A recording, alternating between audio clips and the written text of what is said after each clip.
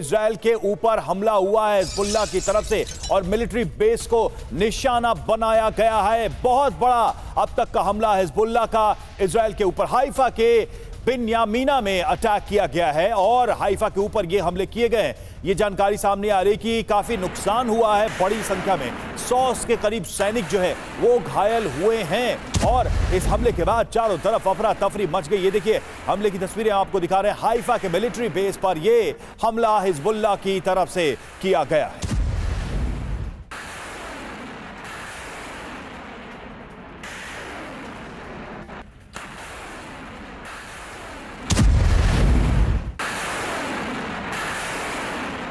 Israel के military base को इस बार हिजबुल्लाह ने निशाना बनाया और वो उसमें कामयाब रहा। ये अपने आप में हैरत की बात है और इजराइल के लिए बहुत बड़ी नाकामी का सबब भी। रॉकेट और ड्रोन अटैक से दहला दिया गया इजराइल के हाइफा शहर को। हिजबुल्लाह के हमले में 4 जवानों की मौत अब तक कंफर्म की जा चुकी है। एयर स्ट्राइक में आईडीएफ के 100 से ज्यादा जवान घायल हुए हैं, जिनमें से कईयों की हालत गंभीर बताई जा रही है। आईडीएफ जवानों के मेस में खाना खाते वक्त ये हमला अंजाम दिया गया। ये देखिए मेस के अंदर की तस्वीरें भी आपको दिखा रहे हैं। जिस वक्त हमला हुआ उस वक्त काफी ज्यादा संख्या में जो आईडीएफ के सैनिक हैं वो यहां पर खाना खा रहे थे। मेस की तस्वीरें इस वक्त आपके सामने हैं और जिस वक्त हमला हुआ उस वक्त यहां पर काफी ज्यादा सैनिक मौजूद थे, इसलिए नुकसान बहुत बड़ा हुआ है। 100 से ज्यादा सैनिक घायल हुए हैं, जिनमें कईयों की हालत गंभीर है, नाजुक है।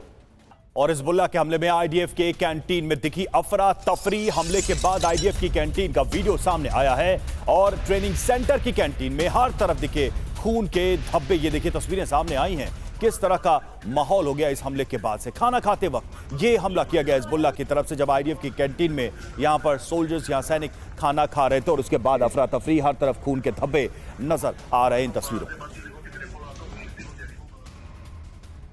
और हाइफा के कई दूसरे इलाकों में भी अटैक हुआ है। हिजबुल्लाह ने लगातार किए हैं ड्रोन अटैक। आईडीएफ ने कई हमलों को नाकाम करने का दावा भी किया है। ये तस्वीरें आप देखिए हाइफा में किस तरह से ताबड़तोड़ स्ट्राइक की गई है, ड्रोन अटैक्स किए गए हैं और इजराइल को बड़ा नुकसान पहुंचाने की गई है कोशिश। लेकिन सबसे खास बात यह कि पहली बार इजराइल में फौज पर इतना बड़ा हमला हुआ। एक मिलिट्री बेस को हिजबुल्लाह निशाना बनाने में कामयाब रहा।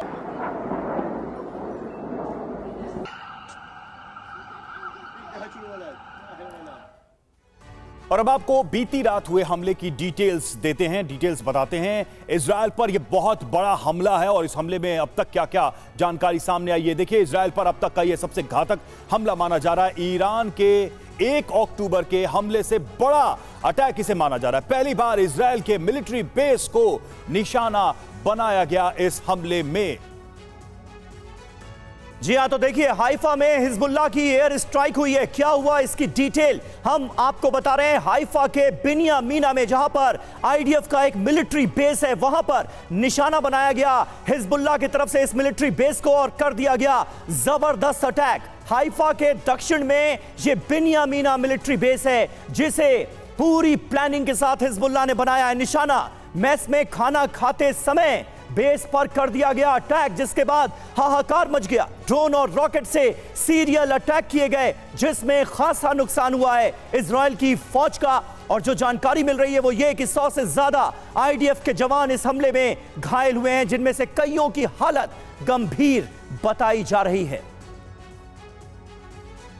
और हमारे साथ इस वक्त तमाम खास मेहमान मौजूद हैं, लेकिन इजराइल के तेल अवीव से मनीष झा हमारे साथ जुड़े हुए हैं।